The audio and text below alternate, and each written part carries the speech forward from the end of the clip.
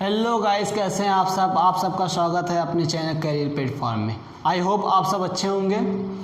और मैं अपना सेशन जहां से छोड़ा था वहीं से फिर से स्टार्ट करता हूं। तो आज हम पढ़ेंगे ग्लोब अक्षांश एवं देशांतर। इसका मैं एक वीडियो पहले दे चुका हूं जिसमें हमने अक्षांश के बारे में और ग्लोब के बारे में बहुत अच्छे से डिस्कस किया था। अब हम पढ़ेंगे देशांतर के बारे में कि देशांतर क्या होता है, क्योंकि बिना अक्षांश और देशांतर के जब तक दोनों का यूज़ हम नहीं करेंगे तब तक किसी भी स्थान की जो फिक्स पोजीशन होती है, एक्यूरेट जो पोजीशन होती है, वो बताना पॉसिबल नहीं होता है। ऐसा क्यों, वो मैं अभी बताऊंगा। तो चलिए देशांतर के बारे में पहले थोड़ी सी चीज़ें और डिस्कस करते हैं कि देशांतर क्या होता है। तो चलिए हम पढ़ेंगे पहले देशांतर के बारे में, देशांतर लाइन के बारे में। देखिए थोड़ा सा रिवीजन में आ जाते हैं, 5 मिनट रिवीजन करते हैं फिर चलते हैं। हम लोगों ने पिछले कक्षा में पढ़ा था कि जो अक्षांश के बारे में, पृथ्वी के बीचों बीच एक रेखा जाती है जिसे हम भूमध्य रेखा या विषुवत रेखा कहते हैं। भूमध्य रेखा, विषुवत रेखा, अक्षांश रेखा कहते हैं। इसके बाद पृथ्वी के ऊपर ऐसे बहुत सारी लाइनें जाती हैं जो अक्षांश वृत्त और या अक्षांश रेखा कहते हैं, वैसे नीचे भी होती हैं। इन लाइनों की संख्या मैंने बताया था 90 लाइन जो होते हैं वो ऊपर होते हैं, अक्षांश रेखाएं, अक्षांश वृत्त। 90 अक्षांश रेखाएं ऊपर होती हैं या अक्षांश वृत्त भी बोल सकते हैं, और 90 अक्षांश रेखाएं और अक्षांश वृत्त जो होती है नीचे होती है, और एक जो होता है वो हमारा बीच का होता है विषुवत रेखा। तो ओवरऑल जो मिला के बनते हैं वो 181 जो थी वो अक्षांश रेखाओं की संख्या थी। इतना हमने पढ़ा था। इसके बाद हम पढ़े थे, इसके बाद हम कुछ स्पेशल रेखाओं के बारे में पढ़े थे, कुछ स्पेशल रेखाओं के बारे में पढ़े थे। ठीक, तो हम देखे थे कि हमारा जो 23.5 डिग्री से जाता था, जो 23.5 डिग्री से एक रेखा जा रही थी जिसे हम बोलते थे 23.5 डिग्री से एक रेखा जा रही थी जिसे हम बोलते थे कर्क रेखा। और दक्षिण की तरफ 23.5 डिग्री से जो रेखा जा रही थी, 23.5 डिग्री से जो रेखा जा रही थी उसे हम बोलते थे मकर रेखा। ये हमारा हो गया, ये हो गया ना मकर रेखा, और ये हो गया हमारा कर्क रेखा। ये जो बीच वाली लाइन है जो हमारा विषुवत रेखा है, इसके ऊपर इसे बोलेंगे हम उत्तरी गोलार्ध, उत्तरी गोलार्ध, क्योंकि ये एक गोले का आधा भाग है। अब देखिए ये एक गोले को आधे भाग में तोड़ दिया, इसलिए बोलते हैं गोलार्ध, मतलब गोले का अर्ध भाग गोलार्ध कहलाता है। ये उत्तर में है इसलिए बोलते हैं उत्तरी। वैसे ही सेम जो विषुवत रेखा के नीचे वाला भाग जो होता है उसे बोलते हैं हम दक्षिणी गोलार्ध, दक्षिणी गोलार्ध, दक्षिणी गोलार्ध। ठीक, तो दक्षिणी गोलार्ध में 23.5 डिग्री से 23.5 डिग्री पे मकर रेखा पाया जाता है। अगर हमें उत्तरी गोलार्ध और दक्षिणी गोलार्ध नहीं बोलेंगे तब तो हमें बहुत बड़ी दिक्कत होने वाली है। समझ लो, कन्फ्यूजन ही कन्फ्यूजन। क्यों? अगर हम कह दिए 23.5 डिग्री में मकर रेखा पाई जाती है तो कहाँ पाई जाती है? 23.5 तो 2 जगह हो रहा है, एक तो यहाँ एक तो यहाँ। कहाँ पाई जाती है? तो हम यूज़ करेंगे गोलार्ध का, तो हम यूज़ करेंगे गोलार्ध का कि कर्क रेखा जो है वो उत्तरी गोलार्ध में 23.5 डिग्री पे पाई जाती है, जबकि मकर रेखा जो है वो दक्षिणी गोलार्ध में 23.5 डिग्री पे पाई जा रही है। इसके बाद एक और इम्पॉर्टेंट रेखा थी जिसे हम बोलते थे, जिसे हम बोलेंगे, जो कि 66.5 डिग्री से जाती है, 66.5 डिग्री से जाती है, 66.5 डिग्री से जाती है। अब देखिए ये उत्तर की साइड है, ठीक, तो इसे उत्तरी ध्रुव वृत्त कहते हैं, उत्तरी ध्रुव वृत्त कहते हैं, उत्तरी ध्रुव वृत्त कहते हैं, उत्तरी ध्रुव वृत्त कहते हैं। ये वाला जो है इसे दक्षिणी ध्रुव वृत्त कहते हैं, दक्षिणी ध्रुव वृत्त कहते हैं।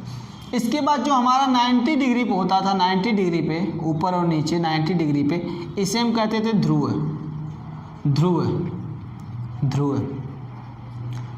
बाकी अक्षांश रेखाओं के लिए हम वृत्त शब्द का यूज करते थे, लेकिन जो 90 डिग्री पे होता था इसके लिए हम वृत्त शब्द का यूज नहीं कर सकते, इसे हम रेखा बोलेंगे। ऐसा क्यों, वो मैं पिछले चैप्टर में बता चुका हूँ। बार बार रिवीजन करने में वीडियो थोड़ा सा बड़ा बन जाएगा, ठीक, तो इसीलिए आप पिछला वीडियो में जाके देख लीजिएगा। अब देखिए, तो ये कुछ हो गई, कुछ इम्पॉर्टेंट रेखाएं हो गई। अब इनके जरिए हमने कुछ कटिबंधीय क्षेत्रों के बारे में पढ़ा था, कुछ कटिबंधीय क्षेत्रों के बारे में, फटाफट उन्हें रिवीजन कर लेते हैं। देखिए, कर्क रेखा और मकर रेखा के बीच का जो क्षेत्र होता था, क्योंकि यहाँ पे गर्मी बहुत ज़्यादा होती है, सूर्य एकदम सामने ही होता है, सूर्य जो होता है सामने ही होता है, तो इसका प्रकाश जो होता है वो डायरेक्ट पड़ता है इन पे, इनमें गर्मी बहुत होती है, इसलिए उसे बोलते थे उष्ण कटिबंधीय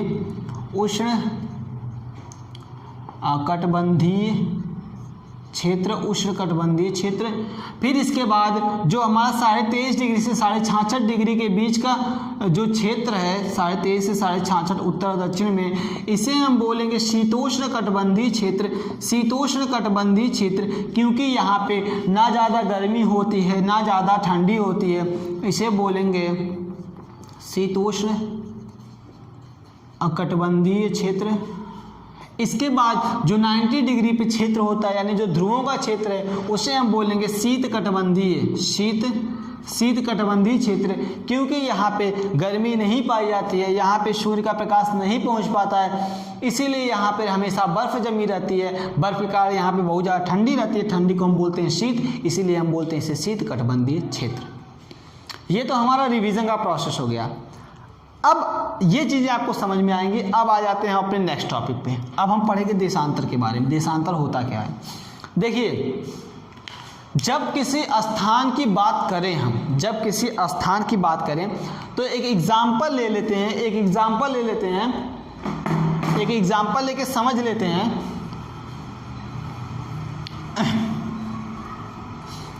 चलिए एक एग्जाम्पल ले लेते हैं।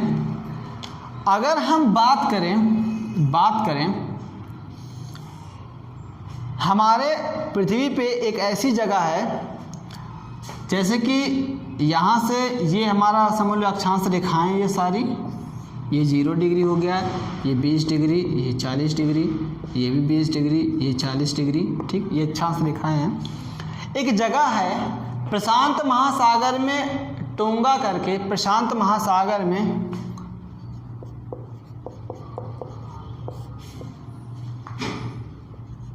तो प्रशांत महासागर में जो है, प्रशांत महासागर में एक जगह है जिसका नाम है टोंगा, और हिंद महासागर में एक जगह है जिसका नाम है मॉरीशस द्वीप। ये टोंगा द्वीप है, ये है मॉरीशस द्वीप, ये है मॉरीशस द्वीप। तो एक जगह का नाम है प्रशांत महासागर में टोंगा और हिंद महासागर में मॉरीशस द्वीप। ये दोनों जो है वो 20 डिग्री दक्षिणी अक्षांश में पाई जाती हैं, दक्षिणी अक्षांश पे पाई जाती हैं। सपोज करिए कि अभी हमें देशांतर के बारे में नहीं पता है, हम ये पता कर रहे हैं कि देशांतर का यूज आखिर हुआ क्यों, ये हम पता करने की कोशिश कर रहे हैं। तो देखिए, जब हमें देशांतर नहीं पता था, तो जब इस तरह के कोई मैटर आ जाता था कि जो एक ही गोलार्ध में स्थित हो और एक ही डिग्री पर स्थित हो, समान डिग्री पर स्थित हो, जैसे कि मैं बताया, अब सपोज करो ये हमारा हो गया, ये हमारा दक्षिणी गोलार्ध है ये, और ये उत्तरी गोलार्ध है। तो ये जो जगह है वो दक्षिणी गोलार्ध में 20 डिग्री पाया जाता है, यानी इसी रेखा में पाया जाता है हमारा क्या, टोंगा द्वीप और मॉरीशस द्वीप हमारा 20 डिग्री दक्षिणी गोलार्ध में पाया जाता है, यानी इसी दिशा में इसी जगह पाया जाता है। लेकिन कहाँ पाया जाता है ये हमें नहीं पता, हमें उसकी एग्जैक्ट लोकेशन नहीं पता है। तो जो यात्री होंगे उनको बहुत ज़्यादा दिक्कत होने वाली है अगर हमारा देशांतर नहीं आता तो, ठीक। तब हमें यूज़ हुआ देशांतर रेखा की, कि जो पृथ्वी के मतलब बीचों बीच से गुजरता है, ये भी पृथ्वी के बीचों बीच से गुजरता है, जो पृथ्वी को पूर्व और पश्चिम में डिवाइड करता है। जो ये विषुवत रेखा था वो पृथ्वी को उत्तर दक्षिण में डिवाइड करता था। जो हमारा देशांतर रेखा है, जिसे हम यामोत्तर रेखा भी बोलते हैं, वो हमारा पृथ्वी को पूरब और पश्चिम में डिवाइड करता है। अब हम इसे क्लियर कर सकते हैं कि जो टोंगा द्वीप है वो 20 डिग्री दक्षिण अक्षांश में पूर्वी देशांतर पर स्थित है। पूर्वी देशांतर पर स्थित है। अब पूर्वी देशांतर पर स्थित है। इससे हमें क्या पता चला कि जो ये हमारा जो टोंगा द्वीप है वो ये जो विषुवत रेखा है उसके 20 डिग्री यानी इस लाइन में स्थित है। कहाँ स्थित है? देशांतर 20 डिग्री देशांतर पूर्वी देशांतर में। कहाँ पे? पूर्वी देशांतर में। ये जस्ट हम एग्जांपल लेके समझ रहे हैं, पूर्वी देशांतर में। तो यानी अब हमें पता चला हमारा पूर्वी भाग ये है, तो यानी यहाँ पे कहीं स्थित है। क्लियर? और वैसे ही जो मॉरिशस द्वीप है हमारा वो 20 डिग्री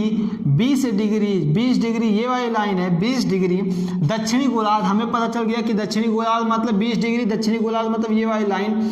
इस लाइन में कहाँ?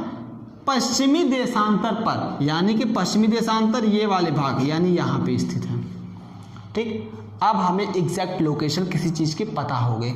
तो पहला पॉइंट, जो देशांतर रेखा है वो किसी भी देश की एग्जैक्ट लोकेशन को बताने के लिए इसका यूज होता है।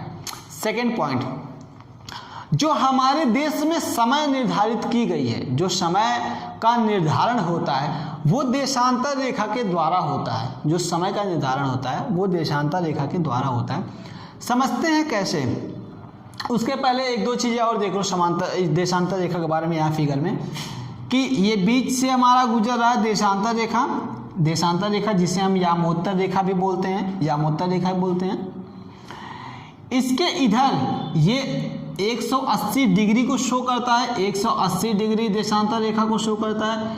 इसके इधर ये 180 डिग्री देशांतर रेखा को शो करता है, यानी इसके इधर 180 डिग्री तक, इसके इधर 180 डिग्री तक ये देशांतर रेखा को शो करता है। और क्यों 180, क्यों 90 नहीं? जबकि हमारा जो ये अक्षांश था वो तो 90 डिग्री शो कर रहा था। तो समझते हैं, ये एक सर्कल हो गया। अगर हम सर्कल को 20 से काट दें, समझ लो हमने काट दिया, तो हम देखते हैं हमें दो लाइन मिलती है, एक ये और एक ये। तो देशांतर रेखा जो होता है इसे कभी भी वृत्त नहीं कहेंगे, क्योंकि ये रेखा बनाता है। ऐसा क्यों, वो भी अभी हम जानेंगे। तो ये रेखा बनाता है, इसीलिए हम एक एग्जाम्पल है कि अगर हम वृत्त को 20 से काट दें तो ये दो रेखा बनाएगा।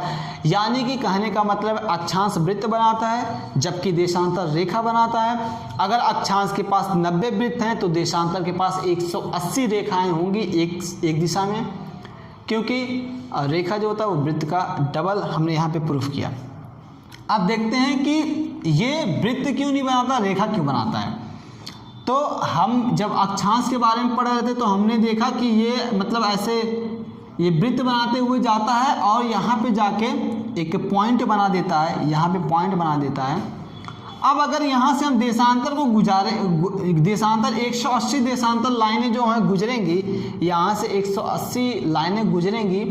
समझते हैं इससे, हमारा अक्षांश रेखा जो था वो ऐसे चल रहा था, ऐसे। तो यहाँ पे एक सर्कल फॉर्म करना पॉसिबल है, यहाँ पर भी एक सर्कल को बनाना पॉसिबल है, यहाँ पर भी सर्कल को बनाना पॉसिबल है।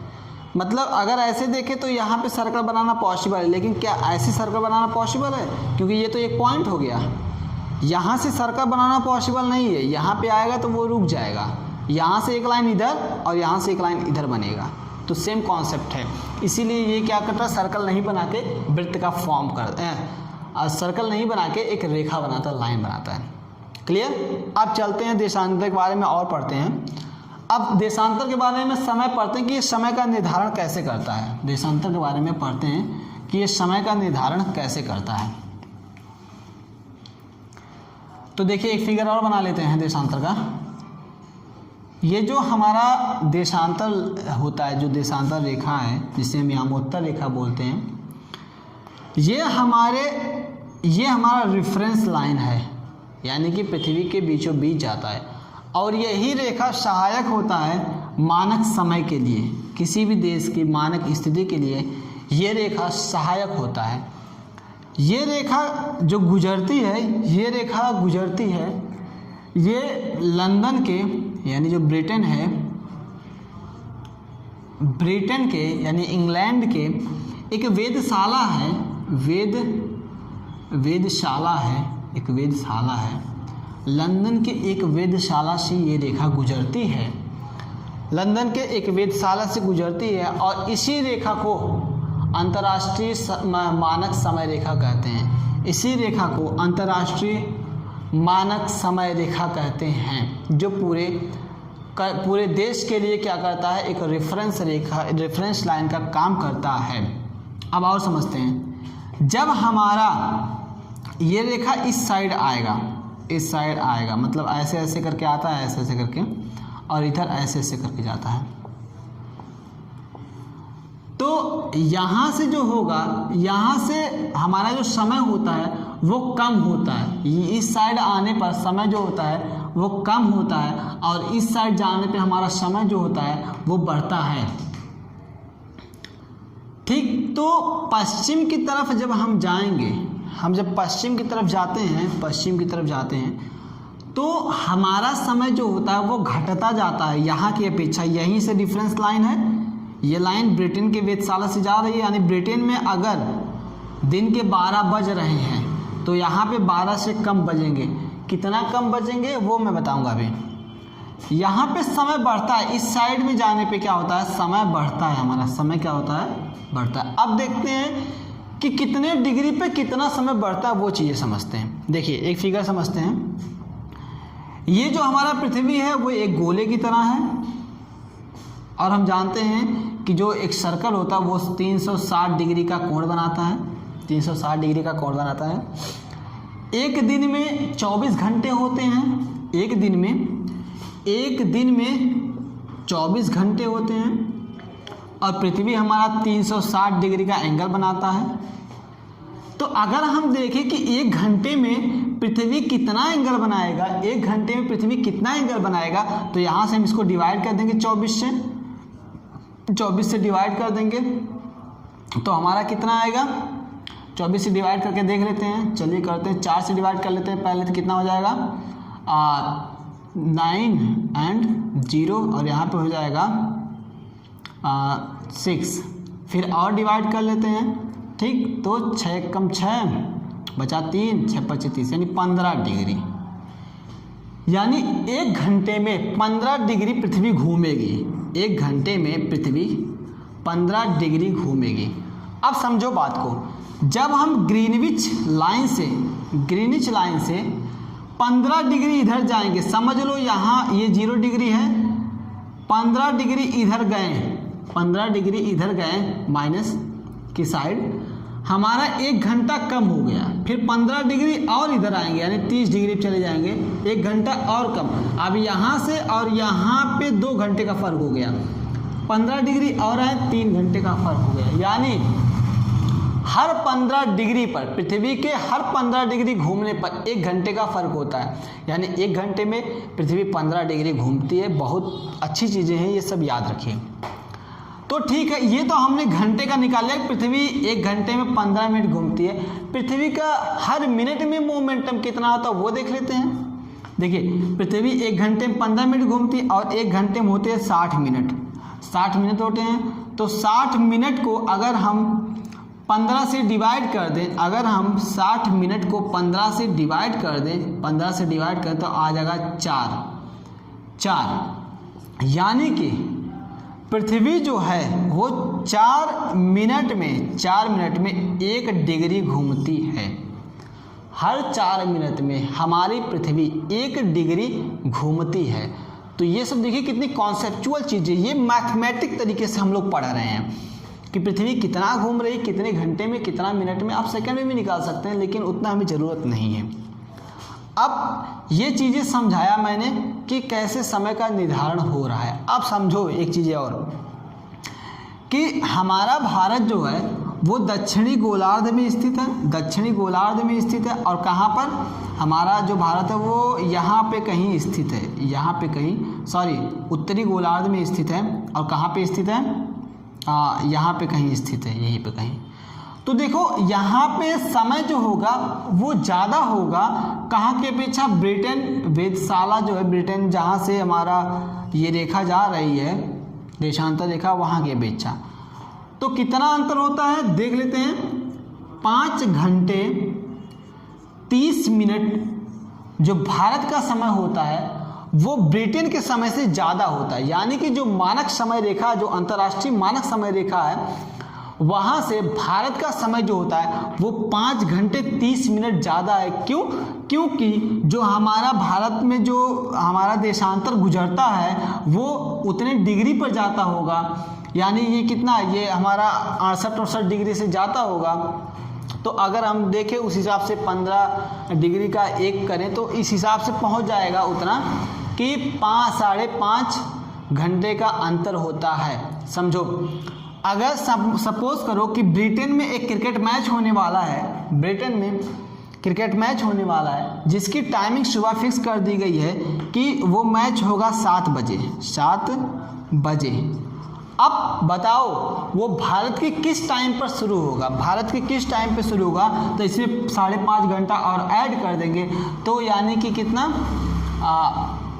12:30 जब बजेंगे भारत में तब वो मैच स्टार्ट होगा ब्रिटेन में। ठीक, तो ब्रिटेन और भारत के बीच में 5.5 घंटे का अंतर पाया जाता है। इसीलिए कभी कभी आप मोबाइल में देखते होंगे, जब आप अलार्म वगैरह सेट करने जाते होंगे तो वहाँ पर देता है कि 5:30 GSM देता है,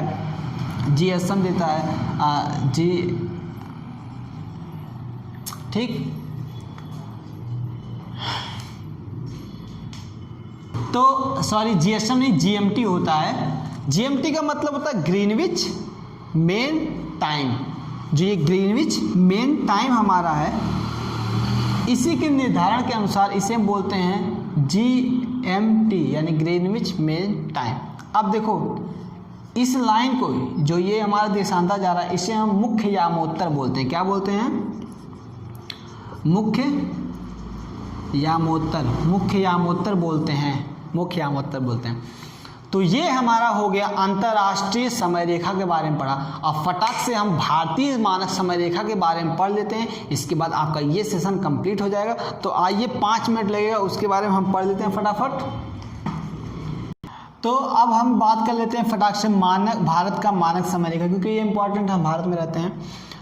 तो देखो यहाँ पे मैंने एक इंडिया का मैप छोटा सा बनाने की कोशिश किया है। फिलहाल मेरा फिगर तो उतना अच्छा होता नहीं है, इतना अच्छा आर्टिस्ट हूँ नहीं, लेकिन मैं कोशिश किया हूँ एक फिगर बना के आप लोगों को समझाने का।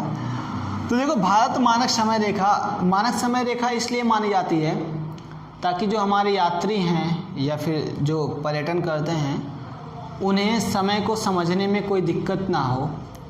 ठीक, तो मानक समय रेखा वो होता है हर देश का, जो उस देश को एक बीच से क्या करता है, डिवाइड करता है, एक रेफरेंस लाइन का काम करता है कि उतनी दूरी इधर और उतनी दूरी उधर को लेकर हम मानते हैं कि एक मानक समय रेखा हमारा जा रहा है।